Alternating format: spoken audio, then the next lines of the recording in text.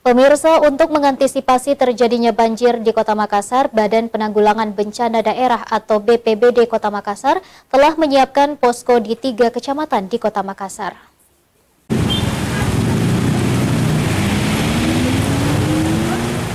Memasuki musim penghujan, Badan Penanggulangan Bencana Daerah atau BPBD Kota Makassar telah melakukan pemetaan terhadap wilayah rawan banjir di Kota Makassar.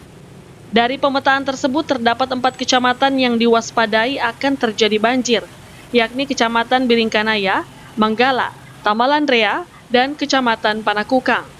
Ahmad Ismunandar selaku Kepala Bidang Pencegahan dan Kesiapsiagaan BPBD Kota Makassar mengatakan, telah melakukan berbagai upaya mitigasi untuk mengantisipasi terjadinya banjir di Kota Makassar. Salah satu upaya tersebut yakni menyiapkan 3 karester yang akan siap siaga selama 24 jam untuk melaporkan kondisi di Kecamatan Tamalandrea, Kecamatan Manggala, dan di Kecamatan Ujung Tanah. Bukan hanya itu, BPBD juga telah melakukan penyampaian kepada lurah maupun camat di seluruh Kota Makassar, melakukan sosialisasi dan pelatihan siaga banjir kepada Balasar.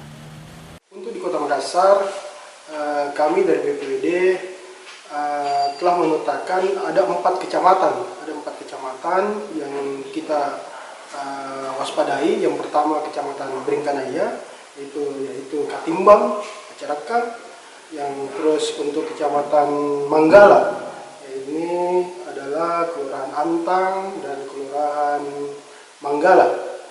Terus kemudian ada Kecamatan ada Kecamatan Tamalandrea, yaitu Kelurahan Tamalandrea dengan Tamalandrea Indah, dan terakhir Kecamatan Panakukang, Kelurahan Tamamau. Untuk upaya mitigasi yang telah dilakukan apa saja, Pak? Baik, untuk kita di samping kita sampaikan ke lurah camat, kami juga melakukan sosialisasi maupun pelatihan ke Balasar. Kami ada pemberdayaan masyarakat yaitu Balasar yang kami latih di BPBD. Nanti ke depan bulan Oktober ini pertengahan kami akan bentuk Balasar lagi di 600 lorong di Kota Makassar.